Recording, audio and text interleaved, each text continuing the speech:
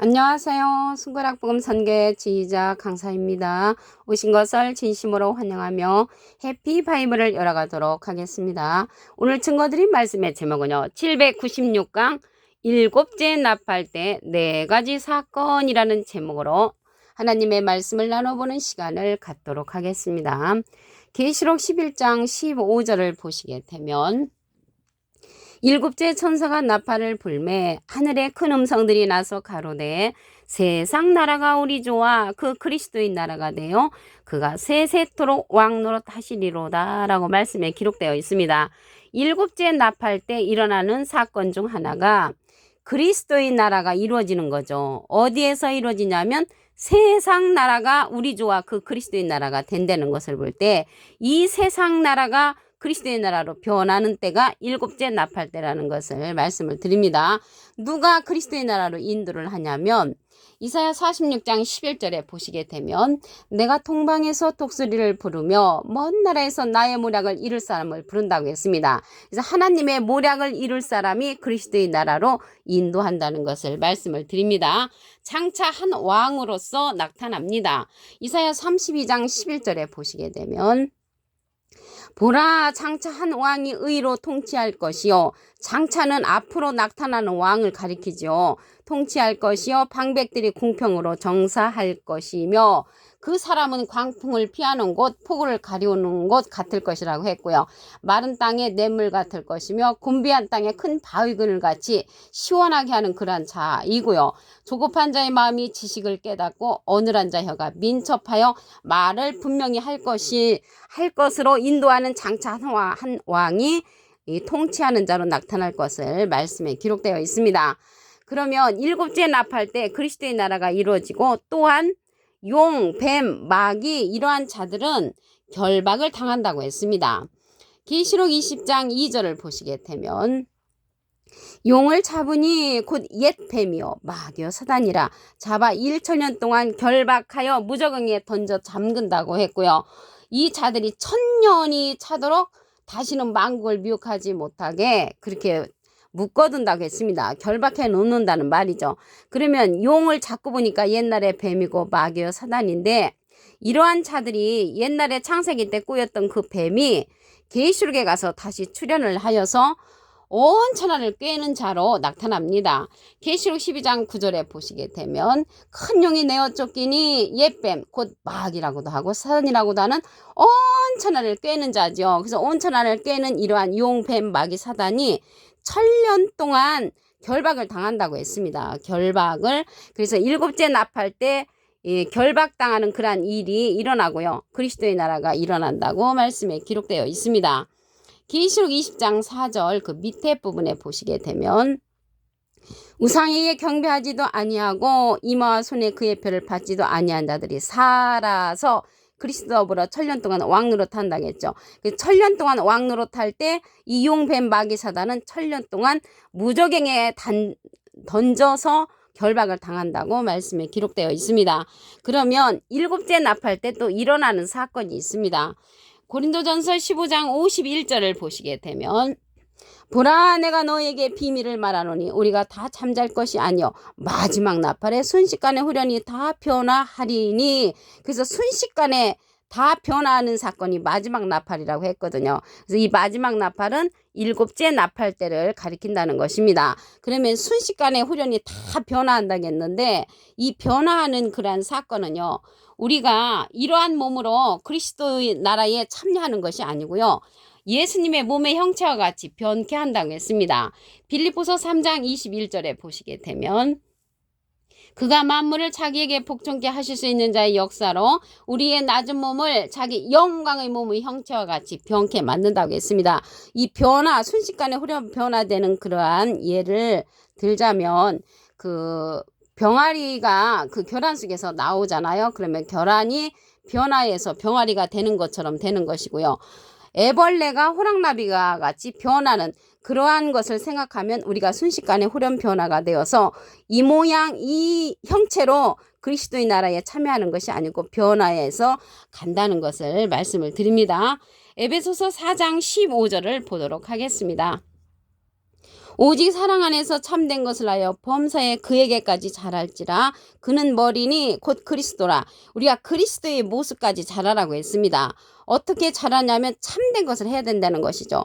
진리 안에 거해야만이 우리가 그리스도의 모습까지 변화할 수 있다는 것을 말씀을 드립니다.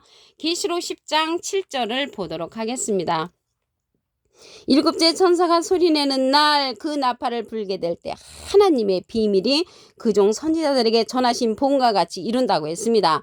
그래서 일곱째 나팔 때 하나님의 비밀이 이루어지는데 하나님의 비밀은 참 많이 있습니다.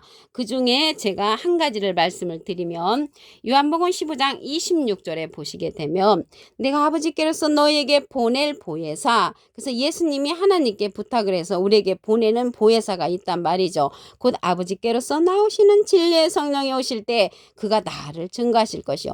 예수님을 증거하는 성령은 보낼 보혜사, 진리의 성령이라고 했습니다. 여기 진리의 성령은요, 모든 진리 가운데로 인도한다고 했습니다. 요한복음 16장 13절을 보시게 되면 진리의 성령이 오시면 그가 너희를 모든 진리 가운데로 인도하시리니 자의로 말하지 않고 듣는 것을 말하신다고 했고요. 장래일을 우리에게 알려주는 성령은 진리의 성령, 보낼 보혜사라는 것입니다. 여기 보낼 보혜사라고 했는데요. 보혜사라는 뜻은 대언자라는 그러한 뜻을 갖고 있습니다. 요한일서 2장 1절 그 중간에서부터 보시게 되면 누가 죄를 범하면 아버지 앞에서 우리에게 대언자가 있으니, 대언자 앞에 조그만하게 3자가 있습니다. 관조 성경 해석란에 보시게 되면 보혜사라고 기록되어 있습니다. 이 보혜사는 파라클레트거든요. 헬라어로는 파라클레토스로 곁에 파라와 부름받은 클레토스란 말의 합성어로 도움을 주기 위해 곁에 부름받은 자, 사람을 상징한다는 것을 말씀을 드리고요. 라이프 성경 백과사전에는 컴포터 의료자, 카운셀러 상담자, 미리에를 중보자, 헬퍼 돕는 자, 서플리케이터 탄원자란 이름을 갖고 있는 것이 이 보혜사입니다. 그래서 보낼 보혜사인데 예수님도 보혜사시죠. 하나님의 대언자 보혜사가 예수님이시고요. 예수님의 대언자는 보낼 보혜사로서 또 다른 보혜사라고 했습니다. 요한복음 14장 16절을 보시게 되면 내가 아버지께 구하겠으니 그가 또 다른 보혜사를 너에게 주사 영원토록 너희와 함께 있게 하시리니 저는 진리의 영이라. 세상은 등이 저를 받지 못하나니 이는 저를 보지도 못하고 알지도 못함이라. 그러나 너희는 저를 아나니 저는 너희와 함께 거하시며 또 너희 속에 계시겠음이라고 했습니다. 이 시간 이후로 보낼 보혜사, 또 다른 보혜사 안에 거하시는 저와 여러분이 되기를 간절히 바라겠습니다. 그래서 여기 보낼 보혜사인데요. 예수님은 하나님의 대언자 보혜사시고요. 또 다른 보혜사는 예수님의 대언자, 또 다른 보혜사 진리의 성령이라는 것을 말씀을 드립니다. 이 진리의 성령이 예수님을 증거한다고 그랬죠. 그래서 예수님은 비둘기 같은 성령을 받으셨습니다.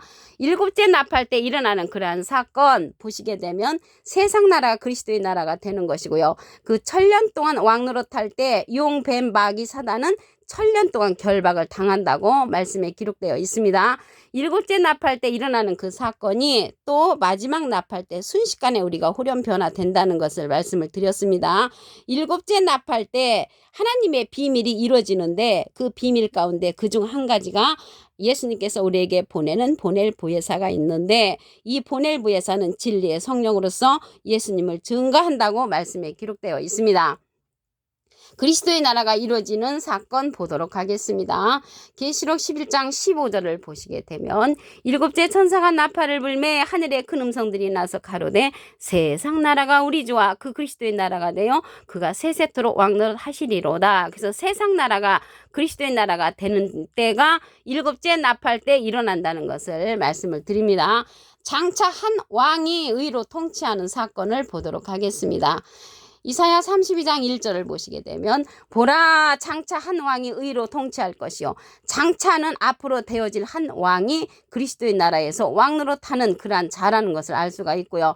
방백들이 공평으로 정사할 것이며 그 사람은 광풍을 피하는 곳, 폭우를 피하는 곳 같을 것이라고 했고요. 마른 땅에 냇물 같을 것이라고 했고 곤비한 땅에 큰 바위근을 같이 시원케 하는 그러한 자라는 것을 알 수가 있습니다. 일곱째 나팔 때 일어나는 사건 중 하나가 용, 뱀, 마귀, 사단이 결박당하는 사건입니다. 계시록 20장 2절을 보시게 되면 용을 잡으니 곧 옛뱀이요 마귀요 사단이라 잡아 1000년 동안 결박을 하는데 무저갱에 던져 잠근다고 했습니다. 그 후에 임봉하여 1000년이 차도록 다시는 만국을 미혹하지 못하게 한다고 했습니다. 그래서 이들은 1000년 왕국 시대 때 용, 뱀, 마귀, 사단은 무저갱에 던져 잠그는 사건이 7째 나팔 때 일어난다는 것을 말씀을 드립니다. 이 용, 뱀, 마귀는요 예수님 당시 때 예수님의 반대편에 섰던 자들이죠. 마태복음 23장 33절에 보시게 되면 뱀들아 독사의 새끼들아 너희가 어떻게 지옥의 판결을 피하겠느냐. 지옥의 판결을 피할 수 없는 옛뱀, 마귀, 사단이라는 것이죠. 이러한 자들이 다시 계시록에 가서 또 출현해서 온 사람들을 꿰는 자로 출현을 합니다. 계시록 12장 9절에 보시게 되면 큰 용이 내어 쫓기니 옛뱀 곧 마귀라고도 하고 사단이라고도 하는 온 천하를 꿰는 자로 출현을 한다는 것을 말씀을 드립니다. 그러면 예수님 반대편에 섰던 이러한 자들이 이 시대에 예수님께서 보내시는 그러한 성령이 있잖아요. 그러한 자를 반대하는 자나 똑같은 자들이 뱀, 용, 마귀, 사단이라는 것을 알 수가 있습니다. 예수님이 보내시는 자를 보도록 하겠습니다.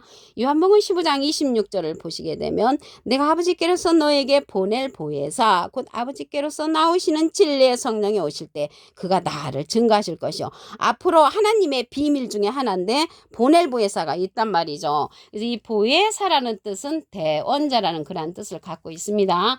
요한일서 2장 1절 그 중간에서부터 보시게 되면 누가 죄를 범하면 아버지 앞에서 우리에게 대언자가 있으니 곧 의로우신 예수 그리스도시라. 그래서 대언자 앞에 조그마하게 삼자가 있습니다. 관조 성경 해석란에 보시게 되면 보혜사라고 기록되어 있습니다. 이 보혜사는 파라클레트입니다. 헬라어로는 파라클레토스로 곁에 파라와 부름받은 클레토스라는 말의 합성어로 도움을 주기 위해 곁에 부름받은 자, 사람을 상징한다는 것을 말씀을 드리고요. 라이프 성경 백과사전에는 컴포터 의료자, 카운셀러 상담자, 미래를 중보자, 헬퍼 돕는 자, 서플리케이터 탄원자라는 이름을 갖고 있는 것이 이 보혜사라는 것입니다. 그래서 보혜사가 대원자라는 그러한 뜻을 갖고 있는데 예수님이 하나님께 부탁해서 보내는 보혜사, 보낼 보혜사는 또 다른 보혜사입니다. 요한복음 14장 16절을 보시게 되면 내가 아버지께 구하겠으니 그가 또 다른 보혜사를 너에게 주사 영원토록 너희와 함께 있게 하시리니 저는 진리의 영이라고 했습니다. 세상은 능히 저를 받지 못한다고 했고요. 이는 저를 보지도 못하고 알지도 못함이라고 했습니다. 그러나 너희는 저를 아나니 저는 너희와 함께 거하시며 너희 속에 계시겠음이라고 했습니다. 이 시간 이후로 또 다른 보혜사를 알게 되시는 여러분은 꼭 또 다른 보혜사 안에 거하는 것이 뱀, 용, 마귀, 사단에 속하지 아니하는 것이라는 것을 말씀을 드립니다. 계시록 20장 4절 그 밑에 부분을 보도록 하겠습니다. 우상에게 경배하지도 아니하고 이마손에 그의 표를 받지도 아니한 자들이 살아서 그리스도 더불어 1000년 동안 왕노릇 한다고 했습니다. 1000년 동안 왕노릇 할 때 용, 뱀, 마귀, 사단은 1000년 동안 무저갱에 던져 잠그는 사건이 일어나는데 그때가 7째 나팔 때 일어난다는 것을 말씀을 드립니다. 고린도전서 15장 51절을 보시게 되면 보라 내가 너에게 비밀을 말하노니 우리가 다 잠잘 것이 아니요 마지막 나팔에 순식간에 후련히 다 변화하리니 이 변화에서 어떠한 사건이 일어나냐면 예수님의 몸의 형체와 같이 우리가 변화한다고 했고요. 나팔 소리가 나며 죽은 자들이 썩지 아니할 것으로 다시 살고 우리도 변화한다고 했습니다. 이 변화하는 거는 살아있는 사람은 변화를 하고요. 죽은 자들은 썩지 아니할 것으로 다시 사는 역사가 일어난다고 했습니다. 이러한 것이 하나님의 비밀인데 마지막 나팔 때라고 했거든요. 마지막 나팔은 7째 나팔 때 이러한 사건이 일어난다는 것을 말씀을 드립니다. 여기 순식간에 후련히 다 변하는 이러한 사건이 예수님의 몸의 형체와 같이 우리가 변화를 받는다고 했습니다. 빌립보서 3장 21절을 보시게 되면 그가 만물을 자기에게 복종케 하실 수 있는 자의 역사로 우리의 낮은 몸을 자기 영광의 몸의 형체와 같이 변케 되어서 7째 나팔 때 그리스도의 나라에 참여하게 된다는 것을 말씀을 드립니다. 오늘 796강 7째 나팔 때 4가지 사건이라는 제목으로 하나님의 말씀을 나눠보는 시간을 가졌습니다. 감사합니다.